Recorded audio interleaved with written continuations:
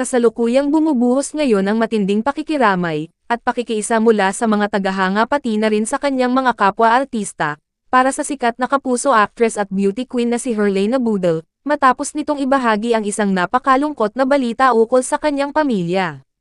Opisyal na kinumpirma ng kilalang telebisyon at sining na personalidad, ang labis na pagdadalamati ng kanilang buong sambahayan, dahil sa tuluyang pagpanaw ng kanyang pinakamamahal na lolo, na kanyang buong pusong tinatawag at kinikilala bilang si Tatay Oreng.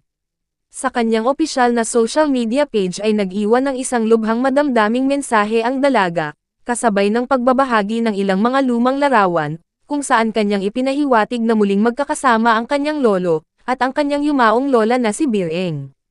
Agad namang nagpaabot ng kanilang mga taos-pusong mensahe ng pakikiramay at suporta, ang kanyang mga malalapit na kasamahan sa industriya ng showbiz, sa pangunguna ni Thea Tolentino at Sugar Mercado, upang kahit papaano ay maibsan ang bigat na kanyang dinaranas.